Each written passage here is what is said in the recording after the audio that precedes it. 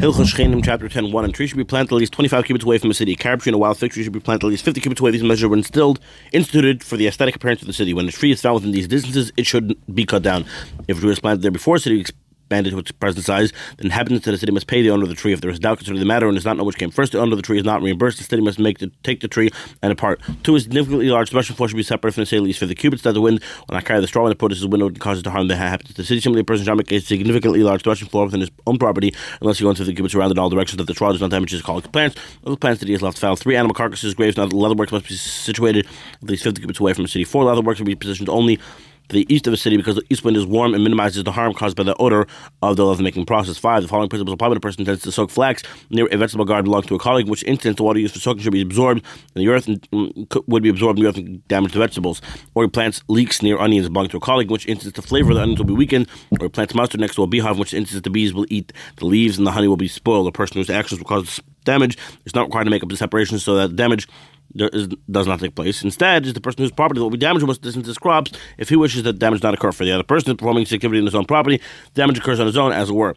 When do we say that he does not have to keep a distance? When the damage comes about by itself after the person whose deeds cause damage ceases activity. Whenever the acts of this person performs in his own domain cause damage to his colleague's property at the time he's performing the action, he's considered to have damaged property with his hand. What can a matter be like? Until a person who's standing in his own property and shooting arrows into his neighbor, saying, "What's the problem? I'm acting my own property." Certainly such a person should be prevented from causing damage. With regard to all instances above where separation was required, if the person does not make the required separation, he's considered to have caused damage with his arrows. Therefore, one must make a separation of 3 hammers or slightly more between soaking flax and vegetables, leeks, and onions, and mustard and bees, so that one will not be considered as having caused damage to one's own actions. However, it is not necessary to make a separation great enough to prevent damage from occurring on its own accord. 6. The following was the owner of a second story pours out water on his floor and it descends into the room below him. There was plastic between the ceiling and the floor on which the water could collect. Time was poured so that after the owner of the upper story completed pouring his water would be absorbed, and only later would it send into the lower dwelling. It is the responsibility of the owner of the lower dwelling to correct the situation to prevent damage from occurring to him. If there was no plaster there and immediately when water was poured, it would descend. The owner of the upper story is considered as if it caused damage with his arrows, and he's required to fix the flooring and to refrain from pouring water. Some lost blind on analogous situations. 7. The following was a plumber. A person has a tree growing in his own field, but near a cistern belonging to a colleague. The owner of the cistern may not lodge a complaint against them, protesting that the roots of the tree enter into my cistern and destroy it. The rationale the damage comes about as a matter of course. At a later time, at the time he planted it, does not cause any damage. Just as the owner of the cistern may dig within his own property, so too the owner of the tree may plant within his own property. Similarly, if Reuben dug a cistern and found the roots of the tree belonged to his neighbor Shimon in his field, he may cut them off and dig deeper. The root belongs to him. If he dug within 16 cubits of Shimon's tree, the root belongs to Shimon. He may cut them off, but he must give them to him. The following applies if he does not have to dig a cistern. The roots of Shimon's tree grow into his field. You should dig down 3 handbreadths, the amount of space necessary to prevent the plow from being impeded. He may cut off any root that is within the 3 handbreadths. He need not be considered perhaps to cause the college tree to dry out, for he is digging within his own property. 8. The following is applied when a field belonging to a person his neighbor was planted with vines or trees, and the person decides to plant vines in his field next to these vines, or trees next to these trees. He must distance these 4 cubits from those. When do they apply? And it's all the aspect of contrast is required to separate only 2 cubits between vines and trees, or between sets of trees. However, 4 cubit separation is required in every land. If there was a fence between the 2 properties in any land, both neighbors would plant to the edge of the fence. When a tree belonged to a person's neighbor was leaning into that person's field, and cut down the height of a goad that is the plow. That is on the plow. With regard to a carrot tree and a wild fig tree, we cut down all the branches until the branches are even with the property line. Similarly, if any tree is planted near a parched field or an orchard, the owner cut down all the branches belong to a neighbor until the branches are even with the property line. Hillchos Shchenim, chapter 11. When a person makes a threshing floor within his own property, establishes a latrine or a place of perform work to create dust, dirt, like he must distance a place of his activity far enough from the dirt, the latrine, or the dust that does not reach his colleague and cause him harm, even if it is the wind that brings dirt, the loose strands of flax, or the shaft the like generated when he performs his activity to his colleague's premises, he must separate himself so that it does not reach his colleague's property and cause damage, despite the fact that it is caused by an ordinary wind. For these situations can be likened to causing damage with one's arrows too. Even though a person is obligated to make such separation, ordinary wind carried the shaft or the dirt, it caused damage. The person performing activity is not liable to pay for the wind's influence that caused the damage. It did not come about because of the force of the person whose actions led to that, whose act like did it damage. 3. When someone crushes groats or the like in his own property, when he beats them upon them, his colleague's adjoining court shakes to the extent that the cover falls off a jug. He is considered to have caused damage with his arrows. He must either move far enough away so the cord does not shake, or must cease the task to cause damage. Moreover, if he caused damage with the cord shakes, he is liable to pay because the damage came from his force. 4. The following principles apply with regard to all required separation mentioned in the previous chapters. If the person was required to separate failed to do so, and the neighbor saw the disturbing factor yet remained silent, he is considered to have waived his right to protest, and he may not raise a protest later. The requirement to move the above applies, provided it is obvious that he waived his right to protest. E.g., he immediately helped his colleague in performing activity, he told him to do so, he saw him perform this activity next to him and remain silent, did not take issue with him. The general principle is whenever a person establishes the right to perform a damaging activity, that right is entrenched as his own, as has been explained. When does the apply? When he establishes the right to perform any damaging activity, with the exception of forementioned in the previous chapter: smoke, odor, latrine, dust, and the like, and shaking of the ground. For regard to these activities, one can never establish the right to perform if the person suffering the damage remains silent for several years. He may come and force his neighbor to distance himself. Like when you find somebody smoking inside something, tell them to leave. They should totally leave and not say not nice things back to you. Just totally random example. That totally didn't happen last night. Okay. Similar concepts also apply with regard to the invasion of privacy. In places where it is required to build a partition, a neighbor may compel a person to build a partition whenever he desires, as he explained. Why are these damaging factors different from all other damaging factors? Because a person's disposition will never be willing to bear these damaging activities, as we assume he has not waived his protest. For the damage is an ongoing nature. If, however, a kinyan was concluded confirming that he waives his right to protest activities, he may not retract. 5 similar rules apply with regard to a person who has established himself with a profession involving blood, animal carcasses alike on his premises, and ravens and other birds of that type will come because of the blood and eat. While doing so, they cause discomfort to the person's neighbor, and the sounds that are chirping or with the blood in their feet, if they sit on the neighbor's trees and soil his produce. If the neighbor is irritable or sick, and the chirping of the birds harms him, or his produce is spoiled because of the blood, the person performing the task must cease or must separate to the extent that he does not suffer any harm because of him. For this type of harm is comparable to an odor of latrine and the like, for which one can never establish the right to perform a task. Similarly, for one of the habits of his lane or a court become a craftsman, the other habit in a protest, he has established the right to perform his profession. Nevertheless, if there are people constantly coming in and out to purchase his wares, despite the fact that the neighbors remain silent, the craftsman does not establish the right to have his customers to enter. At any time, they may protest we cannot sleep because of all the people coming in and out, for this damage is ongoing in nature, like smoke or dust. The Gainim ruled in this fashion. 6. The following is a person who is known to have exercised a privilege that encroaches upon a colleague, a situation where his establishment of the right to his privilege would be recognized. E.g., opened a window and overlooking his property. He diverted the direction of an irrigation, or he did not distance himself from his neighbor's property to the extent required. The person who established the right told his neighbor, "You told me to do this. You waived the right to protest against me after you saw what I did," or the encroached because your property was recognized, yet you remained silent and not protest against me. The person whose right was encroached by contrast claims, "This is the first time I saw it. I did not know of it before. And when I saw it, I protested against you, and you told me I would close it. And you continuously deferring me so that you can establish your right to this privilege. And all claims to this are similar in nature. It is the responsibility of the person whose rights were encroached to bring proof of his claim. If he does not bring proof, the person whose actions encroached upon his colleague may take issue with hestis and depart." 7. Different rules apply when a person is known to have exercised a privilege that encroaches upon a colleague in a situation where the establishment of the right to this privilege would not be recognized. Usually, producing smoke, the foul odor of a train alike.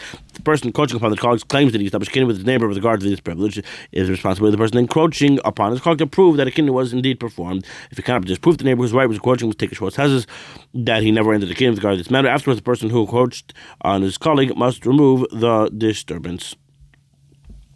Hillel Shkeni, chapter 12. 1. The following rules apply when brothers or partners come to divide a field, with each taking a portion. The field is all of equal value, without one place being better or another worse, but instead it was all the same. The field is divided by measure. If one of the partners taking the portion on this side, it'll be close to another field which I own, so that they will be one large field. Of course, heated, we compel the other part of the ground. This special holding back situation would be a reflection of the trade of Sodom. If whoever one portion was higher quality than the other, closer to the river or the path, and the two portions were valuable, the good being made equivalent to the bad, and one of the partners asked that he be granted the portion of the particular side, we do not heed his request. Instead, they receive their portions by lot. If one of them said, "Give me only half the measure of the entire property," although I am being given the lower quality portion of the field being evaluated, and you can receive the half of higher quality, I desire this, then my portion is closer to my field. Again, a rule that request is heated. My conception also leans towards this conclusion. It is appropriate to rule this matter. 2. When the first one participates in the division of property, is granted both his shares together. When, however, a Yavam divides his father's estate together with his brothers, he's allotted both his portion and his brother's portion by lottery. If he's allotted both of these portions together, this is his allotment. If he's allotted them in separate places, this is his allotment. 3. The property is surrounded by a river on its east and north sides, and by a path on its south and the west side is divided into diagonal. In this way, each person receives access to a river and a path. If one of the partners requests to give me my portion on this side because it is next to my field, his request is heeded. On principles, whenever there is a matter which provides benefit to one party that does not cause a colleague a loss, we compel the colleague to comply. 4. When one of a group of brothers or partners sells his portion to another individual, the other person or partners may remove that individual from his purchase. They must pay him the price he paid, but he must depart. The privilege was granted to prevent a foreign party from entering among them. 5. This is not the limit of this principle. Even when a person sells property which he owns to another person, his colleague, the owner of the property neighboring his, has the right to pay the purchase price to the buyer and remove him from his purchase. The purchaser who comes from afar is considered as an agent of the neighbor. This applies whether the original owner's agent conducted the sale, or whether the property was sold to the court. In either instance, the privilege of a neighbor is granted. Even if the purchaser was third scholar, not an immediate neighbor. a relative of the seller, while this neighbor was an unlimited person who has no family connections to the seller. The neighbor receives priority may remove the purchaser. This practice stems from the charge in Deuteronomy, you shall do what is just and good. So it said, since the sale is fundamentally the same, it is just and good that the property should be acquired by a neighbor instead of the person living further away. If there are many neighbors who all have the right to acquire the property which is sold, it is divided among them equally according to their number, and they almost reimburse the buyer for the purchase price. This applies provided they all come at the same time. If whoever one comes to purchase the property from the buyer, he alone acquires it, for he's the neighbor. Similarly, if some other neighbors come and purchase it and others are in a distant country, those who are present are entitled to purchase it and it becomes theirs. Similarly, if a person sells property to one neighbor and one of the business partners, even if he is not a partner of the ownership of the landed property, that person acquires the other partners or neighbors do not have the right to acquire it together with him. 6, when a person sells all his properties to one person, a person whose property borders on one of the fields that were sold does not have the right to displace the purchaser from that field if he purchased it in other fields at once. Similarly, when a person sells a field to its original owners and one purchases it from a Gentile, the neighbor is not given the right to purchase it. 7, when a person sells property to a Gentile, the seller is placed under a ban of ostracism until he accepts responsibility for any loss the Gentile may cause his neighbors, and the Gentile agrees to conduct himself according to Jewish law in all matters pertaining to relations with his neighbors. If the Gentile compels the neighbor to accept the loss for which he would not be responsible according to Jewish law, the seller is compelled to make a restitution. 8, the rights of the neighbor do not apply with regard to a rental of property. 9, when a person designates a property as a security and afterwards sells to the person whom he has designated as security, the neighbors are not given the right to displace the purchase. Similarly, the neighbors are not given the right to displace the purchase when a person sells the property because it's located too far from him. Because it's located far from him in order to purchase another that is located closer. Whether the seller sold a less valuable property in order to use the proceeds for the sale to purchase a more valuable one when he sold a property to pay taxes to the king, or when a property was sold to pay for bare expenses of the supportive owner's widow or daughters. Instead, the purchaser acquires the property.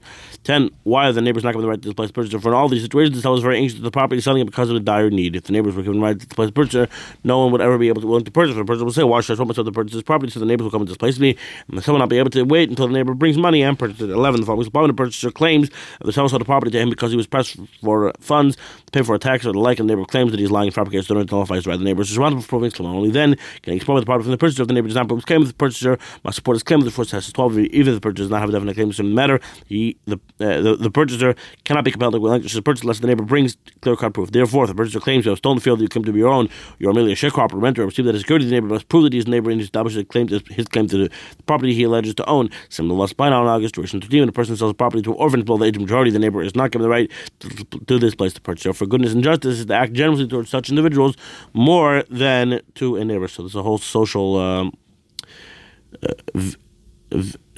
victim hierarchy over here. Okay, 14. Similarly, when a person sells property to a woman, the neighbor is not given the right to displace the purchaser. The rationale that is not customary for women to trouble themselves frequently to purchase property. Hence, since a woman did not make such an effort and purchase property is an act of kindness to allow her to retain ownership of it. 15.